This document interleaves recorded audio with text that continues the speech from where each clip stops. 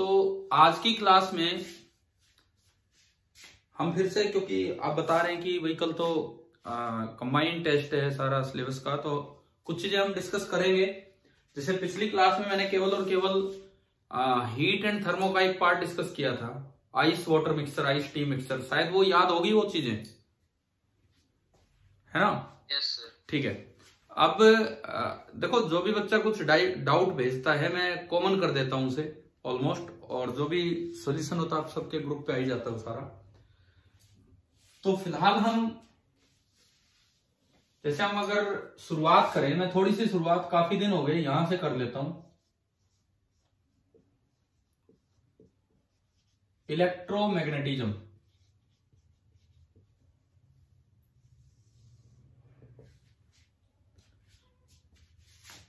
देखिए इलेक्ट्रोमैग्नेटिज्म के अंदर जो इलेक्ट्रिसिटी वाला पार्ट है, इलेक्ट्रोस्टैटिक्स के आने के कम चांसेस हैं, यहां से तो करंट वाला पार्ट ही ज्यादा आता है। और शायद सर्किट सोल्व करने पे आपकी कमांड भी ठीक ठाक है ना भाई? केसीएल, केवीएल, सीरीज, पैरेलल करना आता है ये सब? बताओ, व्हीटस्टोन वगैरह पहचान लेते हो? व्हीटस्टोन ब्रिज और ये सब ठीक है? ठीक है। इसमें जहां ये फिर वही बात है, पहले ऑनलाइन क्लासेस के टाइम ही हमने किया था मैग्नेटिज्म वाला जो पार्ट है। तो मैं आपसे दो चार बातें अगर इसमें पूछूं, इलेक्ट्रिक और मैग्नेटिक फील्ड में एक डिफरेंस बताओ, कोई भी एक difference related to a charge particle. Question यूं आ जाए, मतलब मैं पूछ रहा हूं ये कि state one difference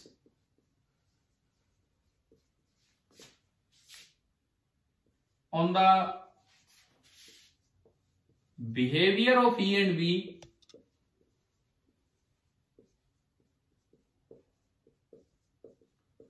for a charged particle, for a test charge, ये लगा लो, ये सवाल आ गया। क्या दिमाग में आएगा बताओ, क्या आंसर दोगे आप? कोई भी एनी वन डिफरेंस।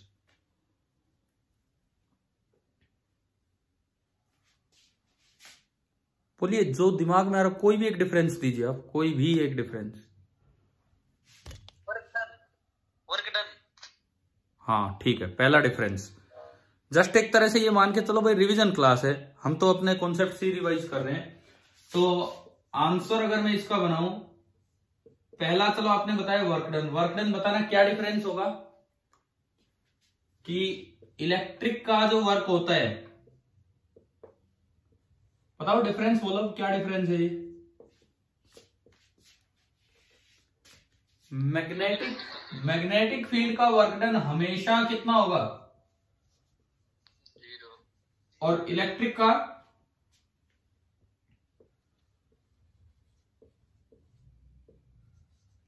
क्या लिखा मैंने, समझ आ रहा है?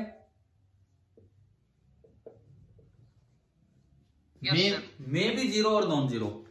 अगर आप इक्वी पोटेंशियल सरफेस पे किसी चार्ज को चलाएंगे तो क्या इलेक्ट्रिक फील्ड कोई वर्क करेगा? इक्वी पोटेंशियल सरफेस पे,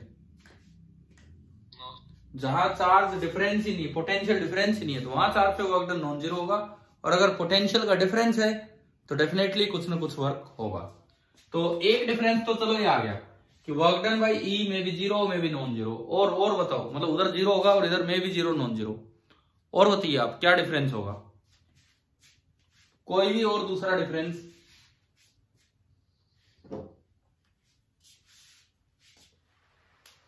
एक कोई सपोज इसी वर्क की तरह अगर हम कहें, जो B है magnetic field, it can never change. B अकेला अपने आप क्या चेंज नहीं कर सकता है? स्पीड। पता है ना ये? Yes sir. है ना? लेकिन जो E है, E इट मे और मे नॉट चेंज। अगर E का फोर्स वेलोसिटी के परपेंडिकुलर लग रहा होगा, अगर E का फोर्स वेलोसिटी के परपेंडिकुलर लग रहा होगा तो ये चेंज नहीं करेगा स्पीड को। और अगर ई के फोर्स का कंपोनेंट अलोंग द वेलोसिटी आएगा तो वो वेलोसिटी का स्पीड का मैग्नीट्यूड को या स्पीड को चेंज कर देगा। ठीक है, दूसरा डिफरेंस आ गया होगा समझ, एक चार्ज पार्टिकल के साथ इसका बिहेवियर टेस्ट चार्ज के साथ। तीसरा और मैं बस लास्ट डिफरेंस यहां लिखता हूं। अब मैं स्टेशनरी चार्ज की तरफ आता हूं। एक कोई स्टेशनरी चार्ज है, अब मैं इसकी तरफ आता हूं। बताओगे भाई इसके मामले में क्या डिफरेंट बिहेवियर होगा दोनों का। एक स्टेशनरी टेस्ट चार्ज कहीं रखा है, इसमें क्या बिहेवियर में डिफरेंस आएगा ई और बी में। नहीं B0, ये बात तो आप बिल्कुल गलत बोल रहे हो। मैं कह रहा हूं देखो क्वेश्चन में देखो ये सोर्स चार्ज है क्या, कौन सा चार्ज है। दोबारा थोड़ा जोर से बोलिए जो भी बोल रहे हैं। क्या मैग्नेटिक फील्ड में पार्टिकल पे फोर्स नहीं लगेगा। हाँ, एक बच्चे ने अभी थोड़ी देर पहले जवाब दिया कि B0 होगा। B0 तब होता जब वो सोर्स चार्ज होता। ये सोर्स चार्ज नहीं, सवाल कह रहा है कि ये टेस्ट चार्ज है, इन पे फील्ड का असर देखना है। आप एक चार्ज के पास हल्का सा भी ई लगाओगे तो उस पे फोर्स लगेगा, और एक रेस्ट वाले चार्ज के पास, स्टेशनरी चार्ज के पास कितना ही स्ट्रॉन्ग बी लगा लो, बी आप कैसे कैसे जनरेट कर सकते हो। हमारे पास क्या क्या साधन है बी जनरेट करने के, मैग्नेटिक फील्ड के, नॉर्मल जो चीजें हैं हमारे पास, बताओ।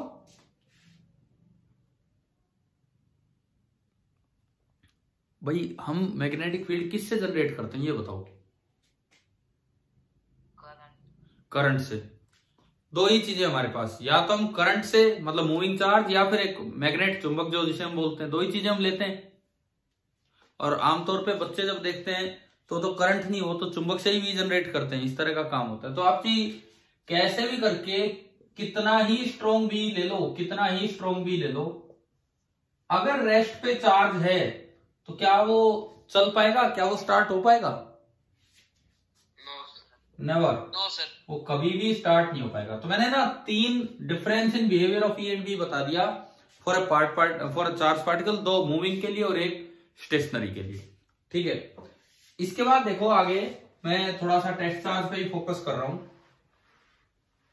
आप लोगों को हमने अगर कभी बताया हो पहले भी, तो 1-2 डिवाइसेस होती हैं। जैसे एक मैं नाम लूं, एक डिवाइस ये सुना है आपने, साइक्लोट्रॉन। नाम सुना, मैं बस काम बताऊंगा इनका थोड़ा सा। और एक डिवाइस होती है वेलोसिटी फिल्टर या वेलोसिटी सेलेक्टर। असल में क्या है, एनसीईआरटी 12th एनसीईआरटी बुक में एक ही पेज पे एक पार्ट ये है और एक पार्ट ये है, दोनों एक एक करके पार्ट हैं। वो दिखाते हैं कि combined effect of E and B क्या होता है। Combined effect of E and B क्या होता है। साइक्लोट्रॉन एक ऐसी डिवाइस, हम इसकी डिटेल में नहीं चलेंगे, हम बस थोड़ा थोड़ा ही याद रखेंगे। इसमें ई और बी एक दूसरे के परपेंडिकुलर यूज किए जाते हैं, और उससे एक छोटी सी जगह में एक पार्टिकल को बहुत स्पीड अप कर दिया जाता है। अब वो स्पीड अप करने का काम कौन करेगा, ई या बी, ये बताओ। स्पीड बढ़ाने का काम ई, और ये गोल गोल घुमाने का काम बी। तो दोनों मिलके ना इस तरह से एक्टिव रहते हैं कि बी तो केवल उसको सर्कल में चक्कर कटवाया जाता है और ई उसकी स्पीड बढ़ाया जाता है। तो एक तो सर्कल में चक्कर कटे तो वही बहुत लंबा जगह नहीं चाहिए कि हमें थोड़ी दूर वो घूमता रहे और उसकी स्पीड बढ़ जाएगी। नहीं तो क्या है, सीधा पाइप चाहिए तो पता नहीं लैब ही कितनी लंबी बनानी पड़ेगी, ये काम हो जाता। तो यहां पे क्या होगा, थोड़ी दूर घुमा के ये काफी तेजी से निकल लेगा। तो साइक्लोट्रॉन का काम क्या होता है, एक तो ये याद रखें, to accelerate, to speed up the basic particles, the charge particles, to speed up the charge particles such as alpha particle. ये काम होता है साइक्लोट्रॉन का। बस मैं इसकी डिटेल में नहीं जाऊंगा, 2-3 चीजें आपको बताऊंगा जो आपको याद रखनी है। साइक्लोट्रॉन में पूछा जाए ई का यूज होता है या बी का यूज होता है, दोनों का। बी का यूज क्या होता है, बी का मैग्नेटिक फील्ड का, उसे बार बार घुमाना। और ई, हाँ, और ई का यूज क्या होता है, ई का इलेक्ट्रिक फील्ड का। स्पीड बढ़ाने के लिए।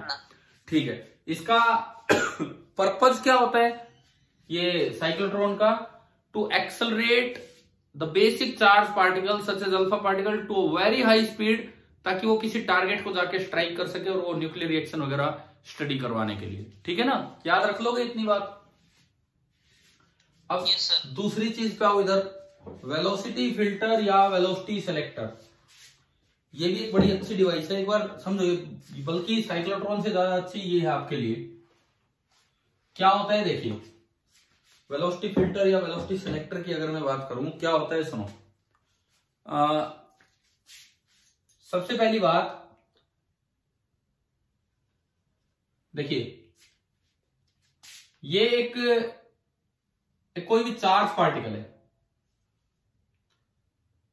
मान लीजिए मैं आपको एक ओरिजिनल मेथड दिखाता हूं जो जे थॉमसन साहब ने यूज किया था।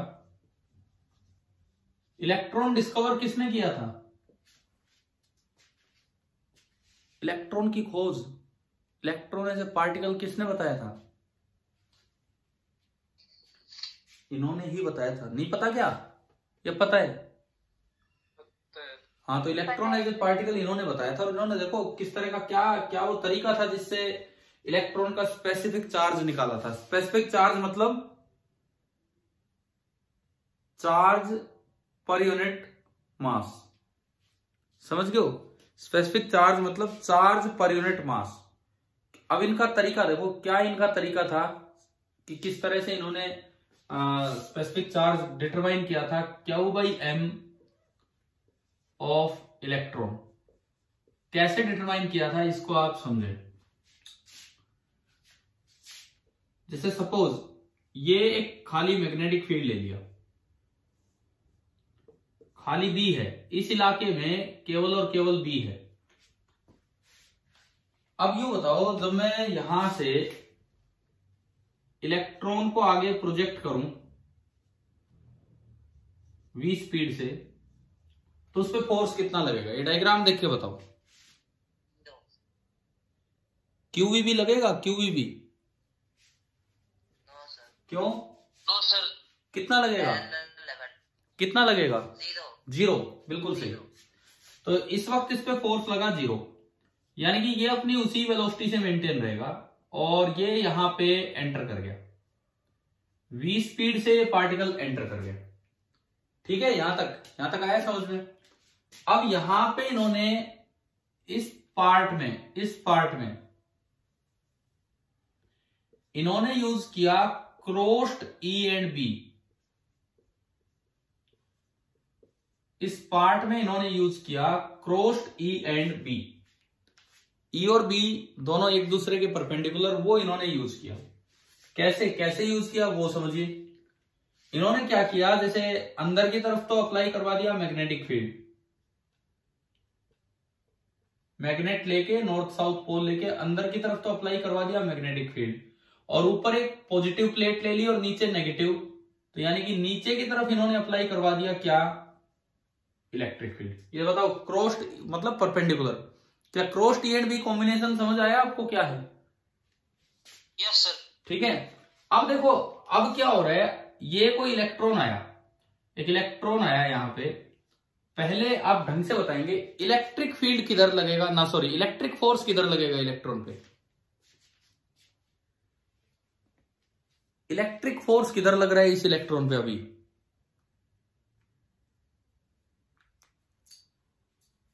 हाँ जी, इलेक्ट्रिक फोर्स किधर लग रहा है इस इलेक्ट्रॉन पे? इलेक्ट्रिक फील्ड को देख के बताओ, इलेक्ट्रिक फील्ड किधर है?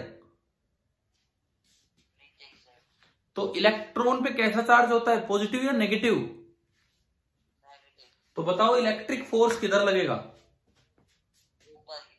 समझ गए हो सभी? समझ गए हो? ऊपर लगेगा, जिधर इलेक्ट्रिक फील्ड होगा उससे अपोजिट। यानी कि इस इलेक्ट्रॉन पे इन्होंने इलेक्ट्रिक फील्ड लगवा लिया और ऊपर की तरफ। चलो एक बात तो समझ आई, कितना लगेगा इलेक्ट्रिक फील्ड ये और बताओ। अगर एक क्यू चार्ज को E फील्ड में रखा जाए तो उस पर कितना इलेक्ट्रिक फोर्स लगता है? क्या फॉर्मूला होता है उसका?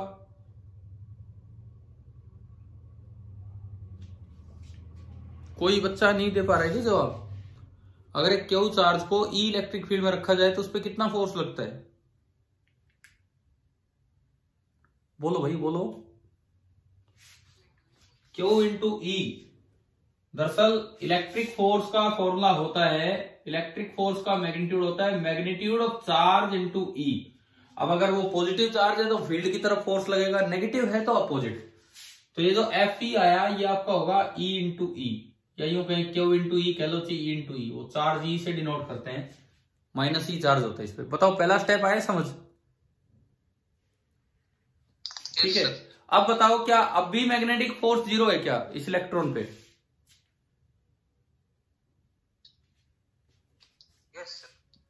अब कहां जीरो है? अब कैसे जीरो? आप बताओ यार, अब कैसे जीरो बोल दिया आपने? क्या अब V और B पैरेलल है एक दूसरे के?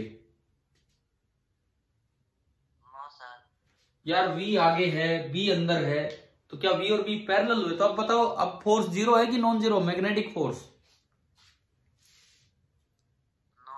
Non zero. और फोर्स का फॉर्मूला होता है Q into we cross B, Lorentz force का, याद है आपको? ठीक है। आप मुझे बताओ किधर लगेगा मैग्नेटिक फोर्स? इस इलेक्ट्रॉन पे जो आगे जा रहा है उस पे मैग्नेटिक फोर्स किधर लगेगा ये बताओ, राइट हैंड थंब रूल का यूज करते हुए या फ्लेमिंग्स लेफ्ट हैंड रूल का यूज करते हुए?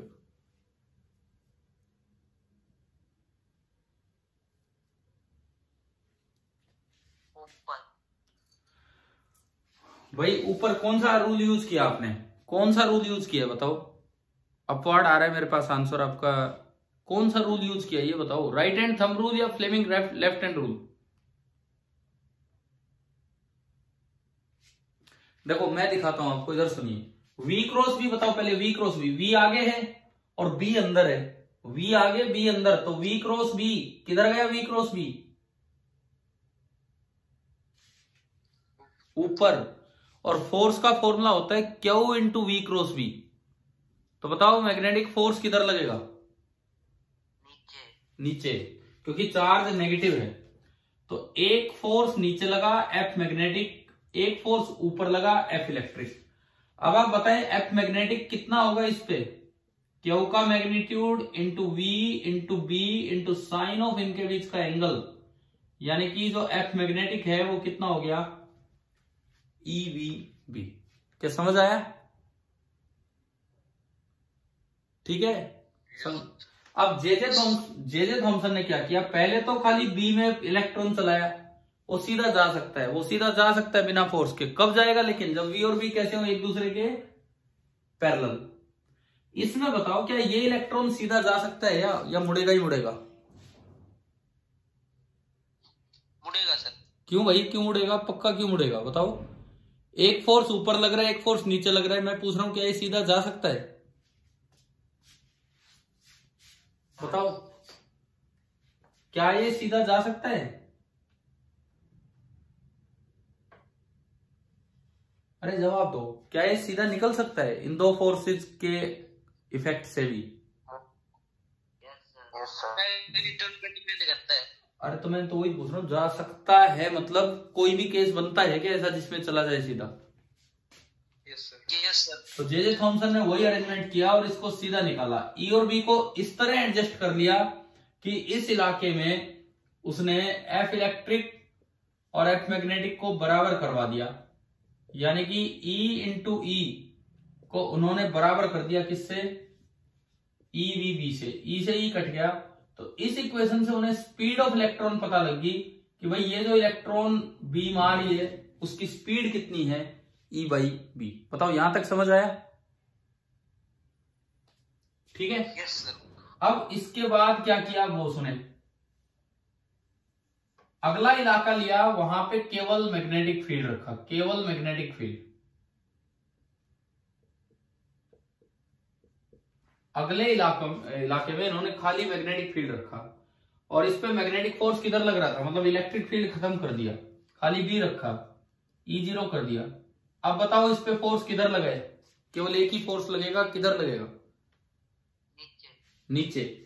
और मैग्नेटिक फील्ड में अगर परपेंडिकुलर एंट्री होती तो आप सभी को पता होगा कि पाथ कैसा होता है? सर्कुलर। इन्होंने क्या किया, उस एक्सपेरिमेंट में उस सर्कल का रेडियस मेजर कर लिया, आर उन्होंने मेजर कर लिया। स्पीड वो पहले ही पता लगा चुके हैं अपने तरीके से, है ना भाई, समझ आ रहा है। स्पीड वो पहले ही पता लगा चुके हैं अपने तरीके से। अब उन्होंने आर मेजर कर दिया, और आर का फॉर्मूला होता क्या है बताओ, अगर आपको याद हो तो, मैग्नेटिक फील्ड में आर। अरे भूल रहे हो क्या सब कुछ, क्या ये पढ़ा है क्या हमने? आर का formula mv/qb।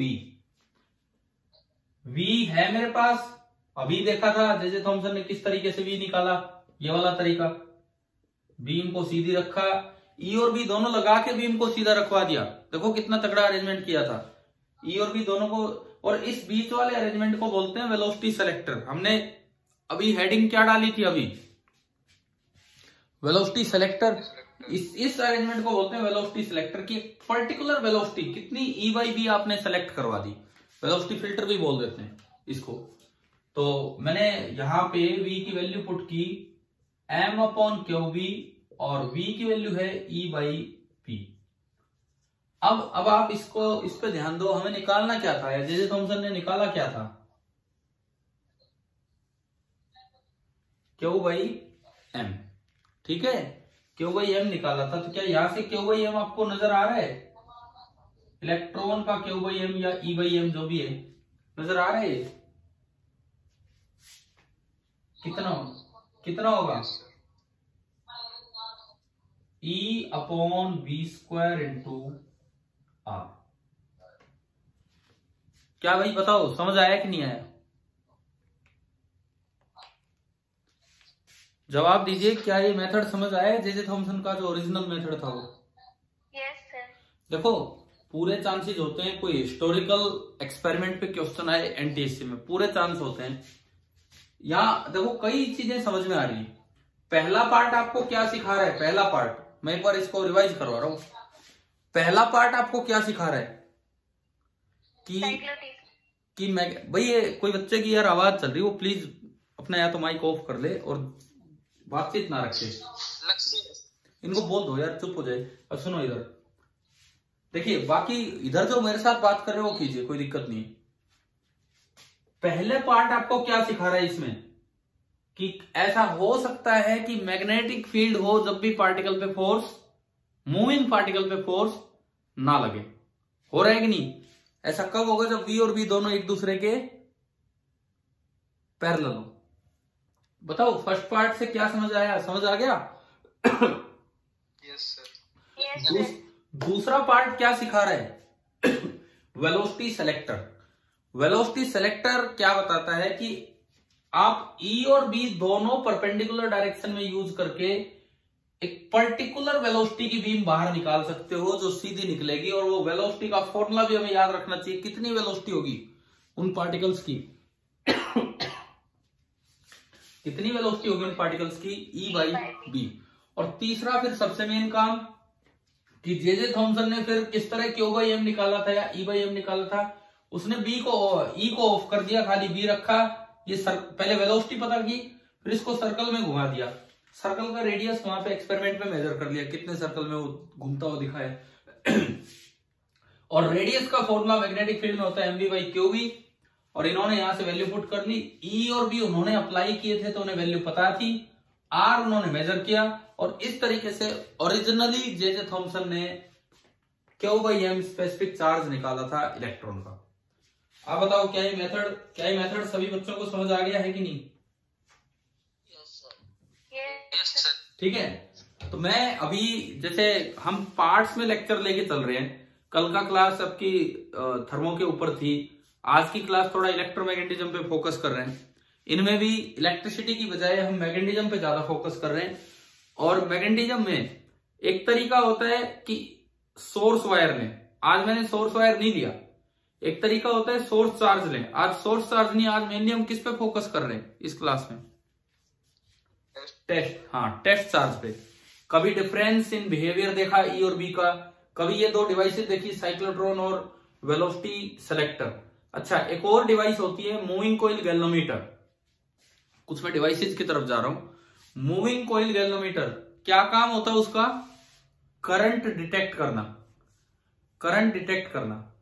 Moving coil galvanometer ये बताओ इलेक्ट्रोस्टैटिक्स पे बेस्ड है या मैग्नेटिक इफेक्ट ऑफ करंट पे बेस्ड है?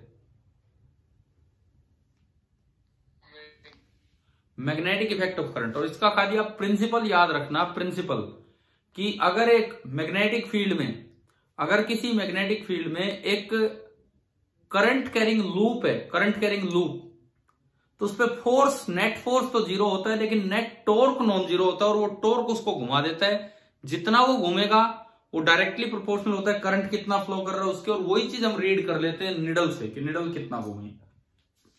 एक बार मैं दोबारा बोलता हूं, मूविंग कॉइल गैल्वेनोमीटर जो होता है, मूविंग कॉइल गैल्वेनोमीटर, उसका पर्पज क्या होता है? मूविंग कॉइल गैल्वेनोमीटर का पर्पज एक ही होता है, क्या कि पर्पज नहीं, सॉरी, प्रिंसिपल एक ही होता है कि अगर एक close current loop, current carrying loop uniform magnetic field में या मैग्नेटिक फील्ड में रखा जाए तो उस पर नेट फोर्स जीरो होगा लेकिन टॉर्क नॉन जीरो होगा, जिससे लूप घूम जाता है, चलेगा नहीं, बस केवल घूमेगा। कितना घूमता है? वो डिफ्लेक्शन डायरेक्टली प्रोपोर्शनल होती है उसके करंट के। अब वो निडल डिफ्लेक्शन के हिसाब से करंट बता देती है रीडिंग देके। ये आपका होता है मूविंग कॉइल गैल्वेनोमीटर। इसके प्रिंसिपल पे क्वेश्चन आ सकता है। आपका मेजर कब है? अगला मेजर कब है? जो भी है अब नेक्स्ट कल ही है तो ठीक है। भाई ऑनलाइन पेपर ईमानदारी से देना, ठीक है? बिल्कुल कोई नकल नहीं करनी है, ईमानदारी से देना। देखो मैं कह रहा हूं चाहे नंबर 10 ही आए हाईएस्ट, मुझे उससे मतलब नहीं है, वो भी सेटिस्फैक्ट्री होंगे, क्योंकि कल अगर फिर से 13 दिखने लगे तो फिर वही सक जाएगा और कुछ नहीं है। मतलब ठीक है, अच्छी बात है, आप अपनी मेहनत से लाओ 13, बहुत अच्छी बात है, लेकिन नकल से नहीं करना है ना भाई? कोई नहीं करेगा इस तरह का, समझ आ गया नहीं तो ठीक है। मतलब हो सकता है आपने पहले ना की हो नकल, लेकिन कुछ बच्चों ने की थी, कुछ बच्चे एक्सेप्ट भी कर रहे थे, तो अब थोड़ा ईमानदारी से ही पेपर दो, क्योंकि अब इतना टाइम भी नहीं है एनटीएससी तक। आपको ढंग से तैयारी करके और कॉन्फिडेंस रखो यार, 10 क्रॉस होगा, कॉन्फिडेंस रखो, 10 क्रॉस होगा। घर पे टेस्ट दे रहे हो, आराम से अपना रिवीजन करके अच्छे से पेपर देना, ठीक है। अब मैं आता हूं, चलो थोड़ा सा इलेक्ट्रोमैग्नेटिज्म से बाहर निकलते हैं, हम छोटे छोटे पार्ट्स की ही बात करते हैं। मोशन पे मैंने आपको बार बार रिवीजन में भी और आपके पिछले टेस्ट में मैं अगर बताऊं, पिछला जो मेजर हुआ था मोशन पे 2 क्वेश्चन थे। एक तो वो आईआईटी जेईई 2005 का क्वेश्चन आ गया था, ग्राफ वाला था कि नहीं बताओ? यस सर, है ना। एक और क्वेश्चन आया था इक्वेशन बेस्ड, सवाल तो मुझे याद नहीं आ रहा क्या था, लेकिन इक्वेशन बेस्ड था कोई सवाल, यूनिफॉर्म एक्सेलरेशन की इक्वेशन बेस्ड। 2 क्वेश्चन थे आपके मोशन पे, ठीक है। सुनो क्या था, याद है? थोड़ा बहुत ध्यान हो, क्या था? एसएनएस और एसएन। अच्छा, हाँ ठीक है, वो रेशियो पूछ रहा था, वो तो डायरेक्ट ही इक्वेशंस पूछ रखी थी। आपके एनटीएससी पॉइंट ऑफ व्यू से मैंने कहा मोशन में ग्राफ बहुत इंपॉर्टेंट है। दूसरा जो इंपॉर्टेंट चीज मुझे लगती है रिलेटिव मोशन, लेकिन रिलेटिव मोशन तो मोशन ही है, कुछ अलग नहीं है, बस रिलेटिव मोशन है तो मोशन ही। चल एक की बजाय दूसरा भी चल रहा हो और ऑब्जर्व दूसरा कर रहा हो, चलते हुए कोई ऑब्जर्व करे तो वो होता है रिलेटिव मोशन। रिलेटिव मोशन को आप सिंपली मोशन की तरह देखा करो।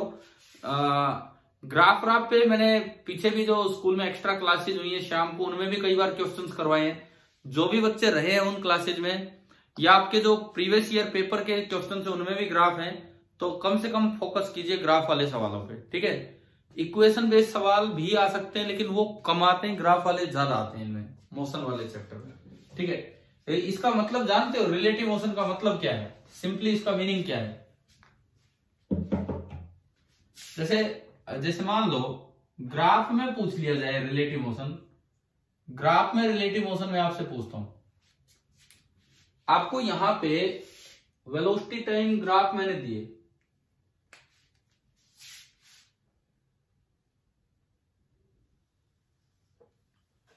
एक ये ग्राफ है और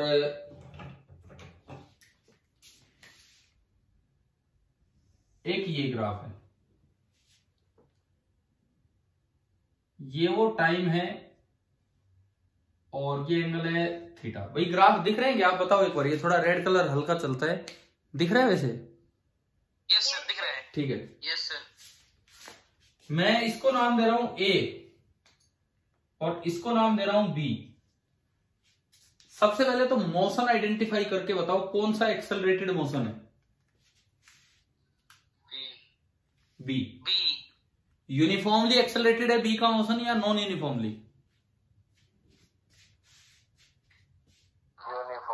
यूनिफॉर्म, क्योंकि इसकी स्लोप कांस्टेंट है। क्योंकि इसकी स्लोप कांस्टेंट है मींस इसकी बी की जो एक्सेलरेशन है वो यूनिफॉर्म है। ए की एक्सेलरेशन कितनी है? हाँ, ए का वेलोसिटी टाइम ग्राफ सीधा है तो इट मींस ए की एक्सेलरेशन आपकी बिल्कुल 0 है। अच्छा, अब ये बताओ कितनी टाइम पे वो मिलेंगे? अगर आपको ये सब इंफॉर्मेशन दे दी, इनका मीटिंग टाइम क्या होगा ये पूछ लिया जाए आपसे, किस समय वो दोनों मिलेंगे?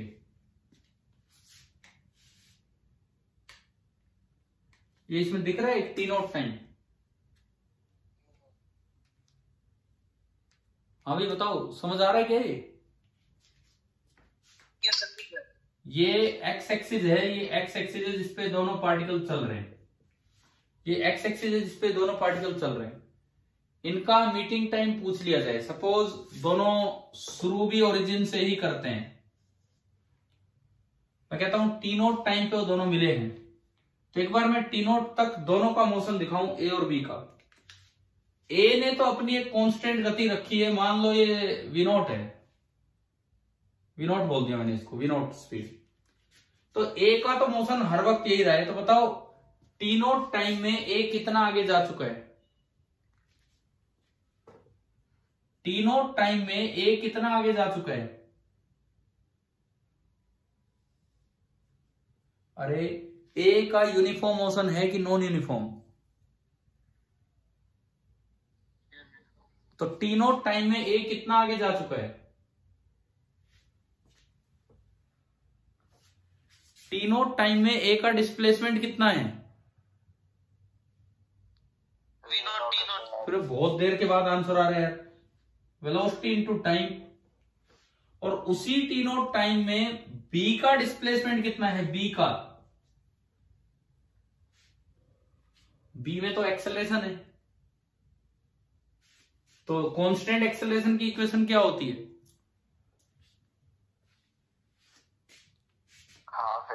हाँ बिल्कुल सही, हाफ इंटू ए, यूटी तो 0, ए है टेन थीटा, ग्राफ से देखना आता है ना आपको ये? Yes sir. और T naught square. Yes sir. तो अब आपसे पूछा जाए कितनी देर बाद ये दोनों मिले थे, तो जब मिलेंगे तो दोनों की पोजीशन सेम होगी, यानी कि V naught into T naught, इसको आपने इक्वेट कर दिया किससे? Half into tan theta into T naught square. T naught से टी नोट गया और यहां से मिलने का टाइम आ गया 2v0 अपॉन टेन थीटा। बताओ समझ आया कि नहीं आया, क्या है ये? Yes sir. अच्छा और पूछ ले, अब मैं रिलेटिव मोशन की बात करता हूं। एक अगर दूसरे को देखे तो यूं बताओ, ए अगर बी को देखता है तो नहीं, बी अगर ए को देखता है, बी अगर ए को देखता है तो ए उससे दूर जा रहा है कि ए उसके पास आ रहा है? पास। देखिए अगर मैं इसमें देखूं, बी की स्पीड, बी अगर ए को देखता है, मैं कहता हूं बी को आप मानो ऑब्जर्वर और ए को मान लो ऑब्जेक्ट। तो बी अगर ए को देखता है तो उसको क्या लगता है? अच्छा ये टाइम टी नोट नहीं बोलना चाहिए, मैं सॉरी ग्राफ को थोड़ा ठीक करता हूं, ये टाइम टी नोट नहीं है, सॉरी मैं इस पे ठीक थोड़ी सी करेक्शन करता हूं। टी नोट वो टाइम माना है हमने जब दोनों की डिस्प्लेसमेंट क्या हुआ है? सेम। तो डिस्प्लेसमेंट सेम तो कहीं आगे होगा। क्यों आगे होगा? इसका रीजन क्यों आगे होगा? इसका रीजन भाई डिस्प्लेसमेंट वेलोसिटी टाइम ग्राफ का एरिया होता है, ये पोजीशन नहीं है, मैं इसको पोजीशन की तरह दिखा गया था टी नोट टाइम। डिस्प्लेसमेंट तो क्या होता है, वेलोसिटी टाइम ग्राफ का एरिया होता है। तो यहां तक अगर आप देखते हो तो रेड लाइन ट्रायंगल का एरिया कम है और ये ब्लू लाइन का एरिया ज्यादा है, तो यहां तक तो पोजीशन सेम होती नहीं। ये तो बीच का कोई और टाइम था, सपोज मैं इस टाइम को टी डैश बोल दूं, ये तो कौन सा टाइम था, ये कौन सा टाइम था, जिस वक्त दोनों की स्पीड क्या हुई थी, सेम हुई थी, लेकिन दोनों एक पोजीशन पे तो यहां आएंगे। अब मैं, चलो भाई ये जो मैंने करेक्शन की समझ आई आपको, क्या बताया क्या नहीं। अब देखो टी डैश से पहले क्या है और टी डैश के बाद क्या है। टी डैश से पहले कौन तेज चल रहा है, टी डैश टाइम से पहले ये ए है, ये बी है, टी डैश टाइम से पहले कौन तेज चल रहा है, ए, ये ब्लू लाइन वाला तेज चल रहा है। मतलब हुआ क्या, टी डैश टाइम से पहले ये ब्लू वाला है और इसी के साथ साथ ये मैंने दिखाया रेड वाला। अब ये तो बहुत तेज चल रहा है, टी डैश टाइम तक तो ये काफी तेज चल रहा है, और ये जो है ये अभी धीरे धीरे इसकी स्पीड बढ़ती जा रही है, धीरे धीरे इसकी स्पीड बढ़ रही है। टी डैश कौन सा टाइम है जिस वक्त दोनों की स्पीड क्या हुई है, सेम। यानी कि टी डैश टाइम तक तो ये काफी आगे निकल लिया, लेकिन ये बेचारा आया तो धीरे धीरे है, परंतु अब जाके इसकी स्पीड और इसकी स्पीड बराबर हुई है टी डैश टाइम पे जाके। अच्छा अगर पूछा जाए ये टी डैश टाइम कैसे निकालें, ये बताओ, टी डैश टाइम कैसे निकालें।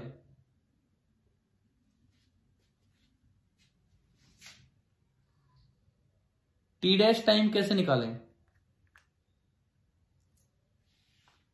भाई, टी डैश टाइम पे दोनों की स्पीड क्या हुई है, सेम हुई है, तो टी डैश टाइम कैसे निकालें हम। टी डैश पे इसकी स्पीड कितनी हो जाएगी, v equal to U plus A T लगा के, रेड वाले की, बी वाले की, बताओ। 0 प्लस ए कितना है इसका, tan theta into T dash, और उसकी स्पीड तो वो है ही, और टी डैश टाइम पे दोनों की स्पीड बराबर हुई है, तो इन दोनों को आप इक्वेट करोगे तो टी डैश कितना आ गया, टी डैश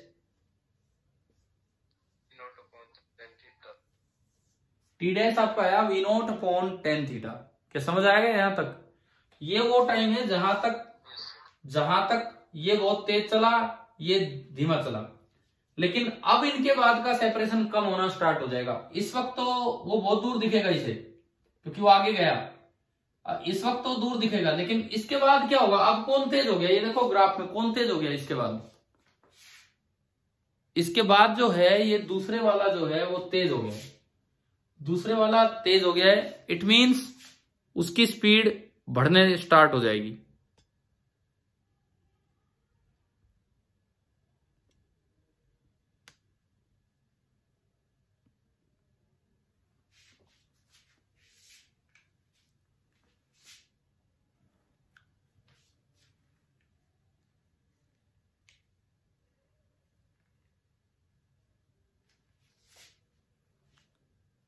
इसके बाद अगर हम देखें,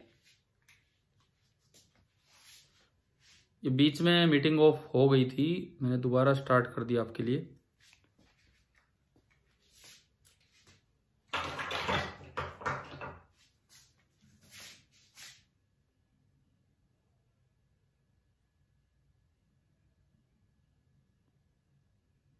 जस्ट अ मिनट। देखिए इसमें हम टी डैश निकालने की तरफ हैं, टी डैश हमने निकाल लिया। अब ये हो क्या रहा है, टी डैश टाइम से पहले कौन तेज भाग रहा है, ये ए है ये बी है, टी डैश टाइम से पहले कौन तेज भाग रहा है, ए या बी, ए। तो इन दोनों के बीच का सेपरेशन बढ़ रहा होगा कि कम हो रहा होगा, बढ़ रहा है।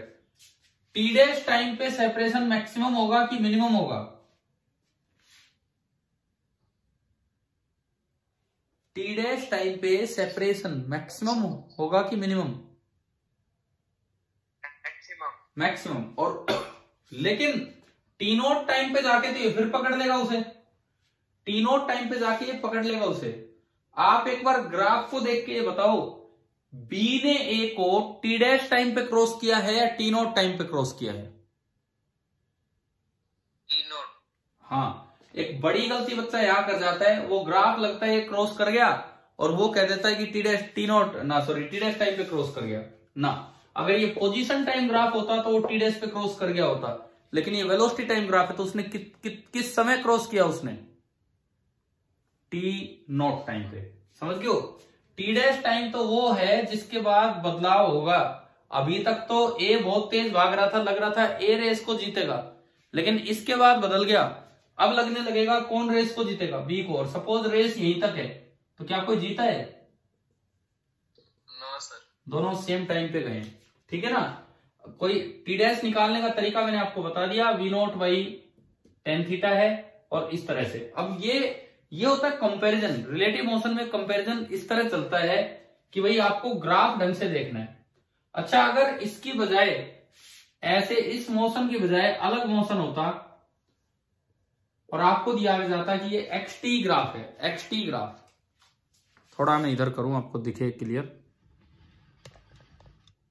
ठीक है? अब ठीक है, दिख रहा है? Yes sir. और मुझे फिर से दिया गया ये तो ए है और ये बी है, बिल्कुल अलग सवाल हो गया। फिर वही टाइम ये टी डैश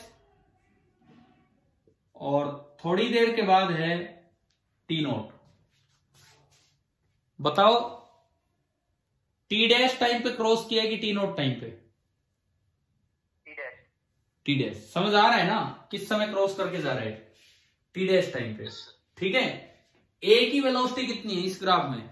मैं थोड़ा ग्राफ के कितनी है ए की वेलोसिटी? 0। दरअसल मैं रिलेटिव मोशन को ग्राफ के साथ लेके चल रहा हूं और पूरे चांसेस होते हैं कि ग्राफ में रिलेटिव मोशन के सवाल आ जाए इस तरह के। ए चल ही नहीं रहा, बी की एक्सेलरेशन कितनी है बताओ? 0। बी की एक्सेलरेशन 0 है, ए की वेलोसिटी, बी की वेलोसिटी कांस्टेंट है इसलिए बी की एक्सेलरेशन 0। अब इसमें पूछा जाए टाइम ऑफ क्रॉसिंग निकालें तो कैसे निकालें? सपोज ये पोजीशन दे दी x0।